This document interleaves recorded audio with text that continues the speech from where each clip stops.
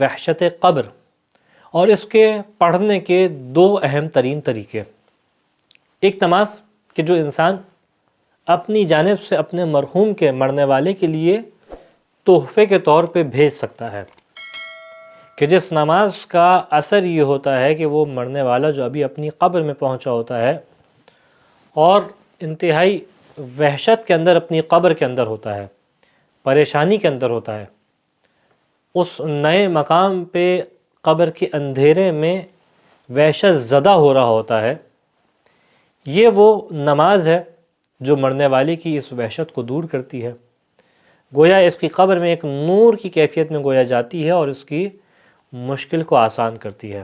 دنیا میں تو ہم اپنے چاہنے والوں کو تحفے دیتے رہتے ہیں، لیکن وہ وقت کہ جب ہمارے چاہنے والے کو سب سے زیادہ جس تحفے کی ضرورت ہے، ان تحفوں میں سے ایک تحفہ نماز وحشت قبر ہے، کہ جس موقع پہ ہمارے مرنے والے کو، ہمارے عزیز کو، ہمارے اس عمل کے ذریعے سے اس کی کئی مشکلات ہیں جو آسان ہو سکتی ہیں، اس کی پریشانی آسان ہو سکتی ہے. یہ وہ نماز ہے، نماز وحشت قبر. اس کے پڑھنے کے دو طریقے ہیں جو علماء نے نقل فرمائے. پہلا طریقہ یہ ہے کہ انسان 2 رکعت نماز پڑھے نماز فجر کی طرح، اور سورہ حمد کے بعد 1 مرتبہ آیت الکرسی کی تلاوت کرے پہلی رکعت میں. آیت الکرسی میں اس کی بات کی جو 2 آیات ہیں وہ بھی اسی آیت الکرسی کے اندر داخل ہیں، اس کی تلاوت کرے.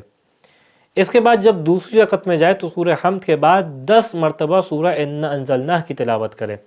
انا انزلناہ فی لیلۃ القدر، اس سورہ کی 10 دفعہ تلاوت کرے.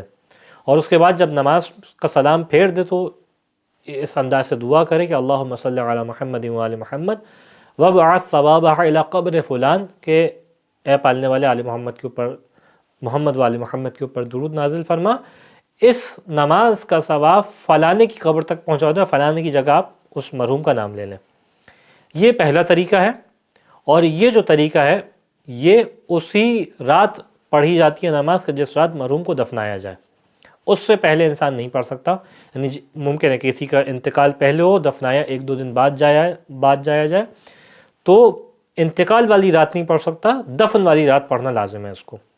اس کے علاوہ پہ ایک دوسرا طریقہ ہے، اور دوسرا طریقہ یہ ہے کہ انسان 2 رکعت نماز پڑھے فجر کی طرح، پہلی رکعت میں سورہ حمد کے بعد 2 مرتبہ سورہ توحید کی تلاوت کرے، سورہ قل هو اللہ احد کی تلاوت کرے 2 دفعہ.